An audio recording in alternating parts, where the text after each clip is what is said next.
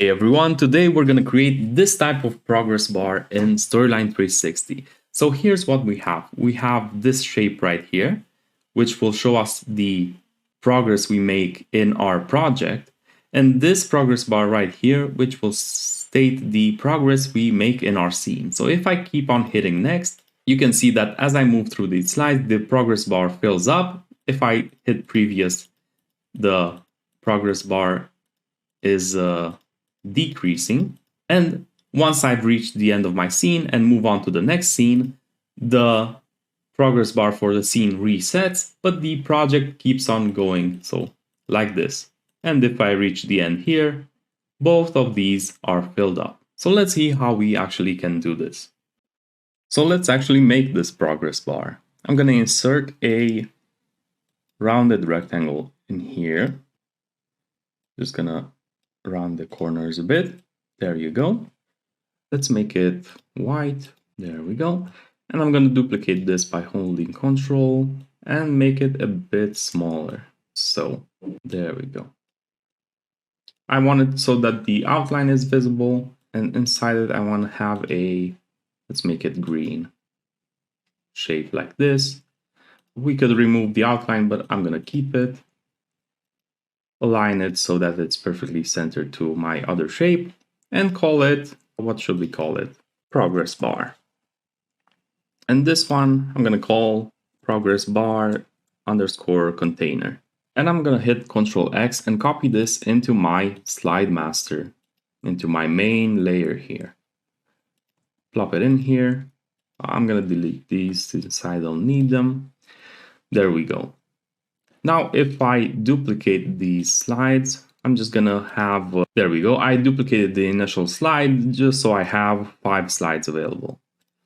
Now what I need to do is to basically figure out which slide I am on and the total number of slides. Now that I have 5 slides, I'm gonna go to my slide master, and on the main slide right here, I'm gonna create an execute JavaScript trigger. And this trigger will execute when the timeline starts on this slide, which means that it will execute when the timeline starts on every slide. And before going forward, I'm going to right-click on this progress bar and just change its accessibility name to progress bar. There we go. That's because we need a way to select it with our JavaScript code, and we're going to use the accessibility text property, like I've shown you in my other videos centered around GSAP. So this is the code we will be using to select our progress bar. We'll be using the query selector to select an object which has the accessibility text of progress bar. And then we're going to store this in a variable called progress bar. So now we need a way to change the shape of our progress bar so that it goes something like this. So when we are on the first slide, it should be around here. And as we move through the slides, it should grow like this. I'm going to Control Z it. In order to do that, I'm going to use the scale property of this element right here. And I'm going to animate it with GSAP. So this is how we're going to move the progress bar. We're going to scale it using GSAP.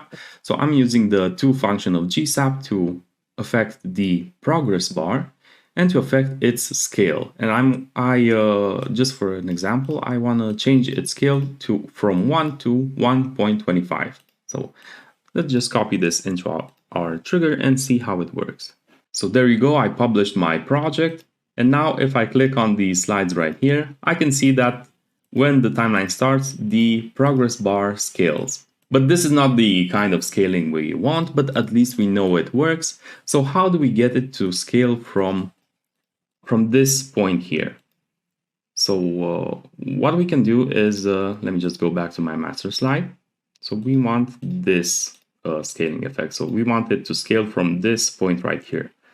So we're going to set its transform origin point to center left. If you're having trouble figuring out which transform origin point to use, you could use something like this. So I have this code pen right here by user Shaw, and you can use this chart to figure out which transform origin point you can use. So I'm going to use center left. So in my GSAP, I'm going to put a comma here and say transform origin like this in camel case, put a set of quotes in, and say center left. And now if I copy this into my trigger and publish the slide, you see that the scale happens from, there we have it, from this point right here. But we have another issue. We don't want the object to scale on the vertical axis. We want it to scale only on the x-axis, which is very simple to do. In our code, we just need to change this scale parameter to scale x. That's all we need to do. I'm going to copy this back into my storyline in my master slide on my main slide here, update the trigger, hit OK, and publish again. And now, as you can see, if I publish, this is the exact result we are looking for. Now, all we need to do is to control this scaling effect depending on which slide we are on. And we're going to do this using some variables Storyline has built in. So if I go into the Insert Variables tab, so if I go check out which variables Storyline has, I can select the built-in variables, and I am looking for one variable that shows me how many slides there are in our project. So I have this project total slides variable, which I'm going to use to get the total number of slides in our project. And I'm also going to use this Project.SlideNumber to get the current slide we're on. So here is the formula we're going to use for our progress bar. So we're going to take the current slide and divide it by the total number of slides. And then all of this we're going to multiply with 1, which is our scale here. So for example, currently in my project, I have 5 slides. Let's say we are on slide 5, so on the last slide. I'm going to divide this by 5, which is the total number of slides, and multiply by 1. Every object has an initial scale of 1. We are modifying it here to 1.25, that's why the object grows. But when placed in our scene, for example, look at our container here. The scale of our container, the white rounded shape, is 1. So this will give us a result of 1 times 1, which is 1. But what if we are on slide 4? I'm going to divide it by the total number of slides, which is 5, and then multiply by 1. And I'm going to have 0.8 times 1, which will be equal to 0.8. So our progress bar will be, let me get to my slide master here, will be around this size. Whoops, selected the container. Will be around this size, which is 0.8 of its total scale. So that's what we're going to implement. But in order to do that, we will need to actually go to our slide master and get our variables and store them in another variable. So because we can't just get our built-in variables using JavaScript. So I'm going to create a variable called sl underscore total slides in project of type number. There we go. Its default value is currently 0. We're going to change that. And I'm also going to create a variable called sl underscore current slide and set it to 0 as well. And when the timeline starts, I'm just going to create a new trigger here. In this trigger, we will set the total slides in project variable we just created to a variable, and the variable will be, I'm just going to click on this and click on project right here. And we're going to have the project.total_slides right here. So we're going to have the total slides in project. Click on here, click OK, and just duplicate this trigger and apply it the same principle to our current slide variable. So let's just edit this. So I'm just going to set the sl.currentSlide variable to Project.SlideNumber. There we go. And now I'm just going to move the JavaScript right here. So these will run first. And now I'm going to use the variables in my JavaScript code. So first off, I'm going to get the player, create a variable called player, like so. So I'm going to get the total slides in project variable from Storyline. and store it in a JavaScript variable. And I'm going to do the same for the current slide variable and store it in a JavaScript variable.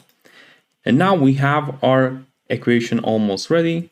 Let's just go right here. And I'm also going to create a variable called object scale, and we're going to have it equal to our equation right here, to our formula. So I'm going to have the current slide, so JS current slide, divided by the total number of slides in my project, so this variable right here, put a parentheses, and times 1, which is our scale. It's going to be always 1. I don't have to create a variable for this. I could, but I'm not going to do this right now. And now all we need to do is to change the scale x parameter right here and modify it to object scale, to our variable right here. And that's all basically. I can delete this and just copy this into my trigger. And if I publish the slide, you can already see some things happening here. So if I move on through the slides, we have this effect going. So this is not what we want for several reasons. It animates each time the slide starts because we use the to function. We're going to have to change this to a set function, which will set its scale immediately, so instantly. And we also have, because of the scaling and because this is a round shaped object, we have this compression happening here, which we don't want. So unfortunately, I'm going to have to change this to a non-rounded rectangle, so just a rectangle with regular corners. So I'm going to do that. I'm going to go to my master slide and hit on this, click on change shape to a regular rectangle and to the container as well. So that's a caveat of using this method. And in here in our code, I'm not going to use to, I'm going to use set to set our scale instantly to our value we have here. So copy this into my trigger. And now if I publish this, you can see that it actually works as we want. There we go. And we don't need complicated states for this. But wait, there's more. So now that we have this on our master slide, we can just leave it as is. So if let's move to our scene view right here. If I duplicate this, so I'm gonna hold Control C, Control V. Now I have 10 slides. Let's have Control V again, 15 slides. Look at this. I'm gonna also duplicate this scene. So now I have 30 slides in total. So this is a very scalable approach. If I publish this right now, you can see that if I'm on the first slide right here, if I keep hitting next, this goes on perfectly. And look at this. If I hit previous, the scale of this decreases. So it adapts to our project. So we have to set it up only once. So if I move on to the next scene, I can't here using the trigger because I didn't set it up. But if I move like this to the next scene, I can just continue my progress. But the best part about this is that you can have individual progress bars for each scene. You only need to change this variable right here. So you only need to add slides in scene. You know what? Let's actually do this for an example. So this is the project progress. I'm going to center it right here like this. And I'm going to duplicate this right here, maybe make it smaller, which is something you can do as well. So I can make this as small as I want and it will still work. It won't affect. If I were to use states for this, for example, I would have to be very, very careful when doing this resize. I would need to reset each state. So to resize each state. So I'm just gonna, let me turn this into a red color. There we go. And now I need to do the same. So I'm gonna create a variable called cell total slides in scene of type number. I'm gonna duplicate this and edit it so that it sets my current slides in scene to variable. And here I'm gonna have, there we go, slide number in scene. So scene.SlideNumber is the variable we need. Hit OK, move this above my JavaScript trigger. And here in my JavaScript, I'm just gonna get the variable as well. And you know what? I'm also gonna have a variable, a new variable, sl current slide in scene. Why am I doing this? It's because perhaps I'm on the first scene and want to use our formula, and that would be okay. But perhaps if here, so the project, the slide number in the project should be, here it's 29, but in this scene I only have 15 slides, so I can't use the current slide variable, which takes from the current slide in project default variable. So I need a current slide in scene variable, or otherwise it's not gonna work properly. So there we go. Current slide in scene, set it to 0. And I'm just gonna copy this trigger and paste it right here and make it so that my current slide in scene variable is set to scene dot, where is it? There we go. Total slides in scene. So scene dot total slides. Oh, I made a mistake. So this should be set to scene dot slide number, because this will give me the slide number in the scene. And this one with the total slides in the scene should be set to total slides in scene. So scene.total slides. These variables have such similar names that I always, not always, but often get confused. There we go. Now I'm gonna move back to my JavaScript code right here and get the variable for the total slides in scene and for the current slide number in our scene. And here we actually need to go to our master slide and give this progress bar another accessibility name. So I'm just gonna call it progress bar underscore scene. There we go. So we can duplicate this and have it as a different progress bar. So progress bar, I'm just gonna call it as well scene here as well. There we go. So we need another animation for the scene progress bar. I'm going to duplicate this line. And let's create another variable for the object scale underscore scene. Let's just name it like that. And here our formula will be the current slide in our scene. So JS current slide in scene divided by JS total slides in scene times 1.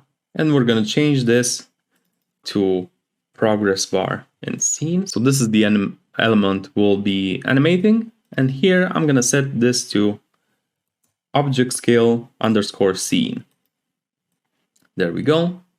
Now if I copy this into my trigger right here, close this and publish, I will have this effect right here. So let's see if it works. So I'm in the first scene right now. I'm just gonna keep on hitting next. And as you can see, I've reached the end of the scene. Our scene progress bar is full since we have reached the end of the scene, but our project progress is only halfway there because there are 2 equal scenes in my project. So let's move on to the second scene and boom. As you can see, this works perfectly. And to be honest, aside from the initial setup we have to do here, so we have to get these variables and create this trigger right here with our code. Aside from this, once we set this in place, we don't ever have to touch it.